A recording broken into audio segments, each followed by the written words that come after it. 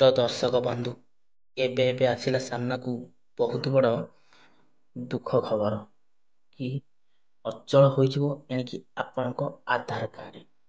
ତ ଯଦି ଆପଣଙ୍କର ବି ଗୋଟେ ଆଧାର କାର୍ଡ଼ ଅଛି, ତ ଏଇ ଭିଡ଼ିଓଟାକୁ ଆପଣମାନେ ସମ୍ପୂର୍ଣ୍ଣ ପର୍ଯ୍ୟନ୍ତ ଶେଷ ପର୍ଯ୍ୟନ୍ତ ଦେଖି ନିଅନ୍ତୁ।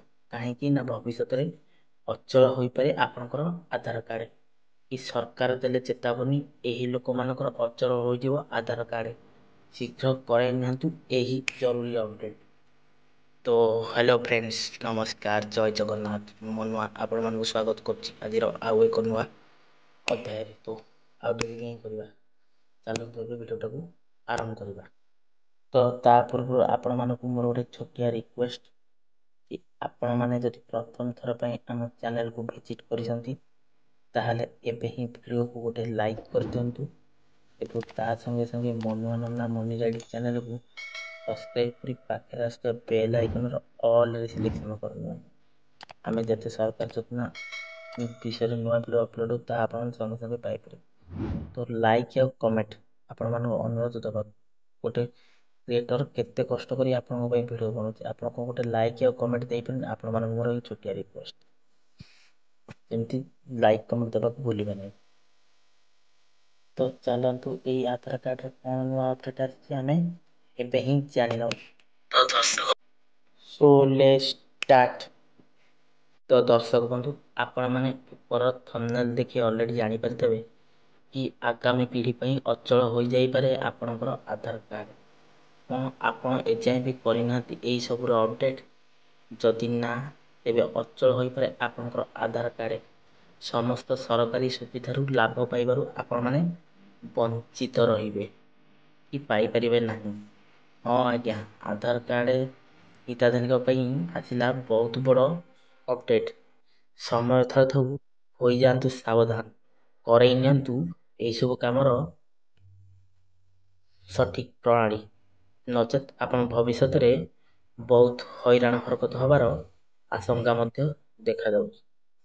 ତ ଦର୍ଶକ ବନ୍ଧୁ, ସରକାରଙ୍କ ନିୟମ ଅନୁସାରେ କେତେକ ନିର୍ଦ୍ଦିଷ୍ଟ ସମୟ ବ୍ୟବଧାନରେ ଆଧାର କାର୍ଡ଼କୁ ଅପଡ଼େଟ୍ କରିବା ଜରୁରୀ ବାଧ୍ୟତାମୂଳକ ହୋଇଥାଏ।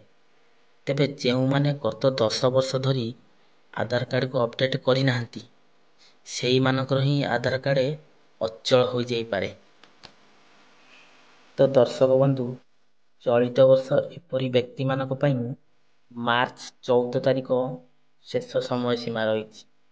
ଆପଣମାନେ ଚାହିଁଲେ ଏହି ମାର୍ଚ୍ଚ 14 ତାରିଖ ପୂର୍ବରୁ ଆପଣଙ୍କ ଆଧାର କାର୍ଡ଼କୁ ଅପଡ଼େଟ୍ କରାଇ ନେଲେ ଆପଣ ସବୁ ସୁବିଧାରେ ପାଇପାରିବେ, ନହେଲେ ବଞ୍ଚିତ ରହିବେ। ଏହା ପୂର୍ବରୁ ନିଜର ଆଧାର କାର୍ଡ଼କୁ ଅପଡ଼େଟ୍ କରିନେବାକୁ ଆପଣମାନଙ୍କୁ ଗୁରୁତ୍ୱପୂର୍ଣ୍ଣ ଭାବେ ମୋର ଅନୁରୋଧ। ଅପଡ଼େଟ୍ କରିବା ଅତ୍ୟନ୍ତ ସହଜ ଅଟେ। ଏଥିପାଇଁ ଆପଣଙ୍କୁ କେଉଁଠିକି ଯିବାକୁ ପଡ଼ିବନି କି କେଉଁଠିକି ପରିଶ୍ରମ କରି କାହାକୁ ଟଙ୍କାଟେ ଦେବାକୁ ପଡ଼ିବନି। ଆପଣ ନିଜ ଘରେ ବସି ମୋବାଇଲ ମାଧ୍ୟମରେ ମଧ୍ୟ ଆଧାର କାର୍ଡ଼ ଅପଡ଼େଟ୍ କରାଇ ନେଇପାରିବେ। ତ ଦର୍ଶକ ବନ୍ଧୁ, କେମିତି କରିବେ ମୁଁ ଆପଣଙ୍କୁ ଡିଟେଲ୍ସ ବତେଇ ଦେଉଛି ଏବେ। ତେବେ ଯେଉଁମାନେ ଗତ 10 ବର୍ଷ ଧରି ଆଧାର କାର୍ଡ଼କୁ ଏଯାଏଁ ଅପଡ଼େଟ୍ କରିନାହାନ୍ତି, ତ ସେଇମାନଙ୍କୁ এই ଭିଡ଼ିଓଟି ସମ୍ପୂର୍ଣ୍ଣ ଦେଖିବାକୁ ଅନୁରୋଧ। କି ଆସନ୍ତୁ ଜାଣିବା କିପରି ଆମେ କେଉଁଠାରେ ନିଜର ଆଧାର କାର୍ଡ଼କୁ ଅପଡ଼େଟ୍ କରିବା। ମୁଁ ସମ୍ପୂର୍ଣ୍ଣ ଏହି ଭିଡ଼ିଓରେ ଡିଟେଲ୍ସ ଦେଇଦେବି। ଆଧାର ଅପଡ଼େଟ୍ କରିବା ପାଇଁ ଏଥିପାଇଁ ଆପଣଙ୍କୁ କ'ଣ କରିବାକୁ ପଡ଼ିବ ନା, ଆଧାର କରେକ୍ସନ୍ ଅପଡ଼େଟ୍ ୱେବସାଇଟ୍କୁ ଯିବେ, uid.gov.in। ସେଠାରେ ଆପଣ ନିଜର ଆଧାର ନମ୍ବର ଦିଅନ୍ତୁ ଏବଂ ଉକ୍ତ ଆଧାର ଲିଙ୍କ୍ ଥିବା ମୋବାଇଲ ନମ୍ବରକୁ ଏକ OTP ଆସିବ। ଏହି OTPକୁ ଆପଣ ଉକ୍ତ ସାଇଟ୍ରେ ସବମିଟ୍ କରିଦିଅନ୍ତୁ। ଏହାପରେ ଆବଶ୍ୟକୀୟ ସମସ୍ତ ତଥ୍ୟ ଠିକ୍ ଭାବରେ ଆପଣ ଦେବାକୁ ଚେଷ୍ଟା କରନ୍ତୁ। ଯାହାପରେ ଆପଣଙ୍କ ପାଖକୁ ଏକ ନୂଆ ଆଧାର କାର୍ଡ଼ର ସଫ୍ଟ କପି ଆସିଯିବ। ତାକୁ ଆପଣ ପ୍ରିଣ୍ଟ ଆଉଟ୍ ମଧ୍ୟ କରି ବାହାର କରିପାରିବେ। ତ ଦର୍ଶକ ବନ୍ଧୁ, ଆଜିର ଏଇ ଆଧାର କାର୍ଡ଼ ଅପଡ଼େଟ୍ ଭିଡ଼ିଓଟି ଆପଣମାନଙ୍କୁ କେମିତି ଲାଗିଲା ଭିଡ଼ିଓରେ କମେଣ୍ଟ ଦେବେ, ତା ସହିତ ଚ୍ୟାନେଲକୁ ସବସ୍କ୍ରାଇବ୍ କରିନେବେ। ଆଉ ଯେଉଁମାନେ ଏଇ ଆଧାର କାର୍ଡ଼ କପି ଭିଡ଼ିଓ ବିଷୟରେ ଜାଣିନାହାନ୍ତି, ଅପଡ଼େଟ୍ ବିଷୟରେ, ସେମାନଙ୍କ ସାଙ୍ଗମାନଙ୍କ ପାଖକୁ ଏହି ଭିଡ଼ିଓଟିକୁ ଆପଣମାନେ ସେୟାର କରିବେ। ତ ଆଜି ପାଇଁ ଆମେ ବିଦାୟ ନେଉଛୁ। ସେ ପର୍ଯ୍ୟନ୍ତ ଆମକୁ ବିଦାୟ ଦିଅନ୍ତୁ। ପୁଣି ଦେଖା ହେବା ନେକ୍ସଟ ଏକ ଏପିସୋଡ଼ରେ। ସେ ପର୍ଯ୍ୟନ୍ତ ବିଦାୟ ନେଉଛି, ରହୁଛି। ନମସ୍କାର, ଟେକ୍ କେୟାର, ବାଏ ବାଏ, ଜୟ ଜଗନ୍ନାଥ।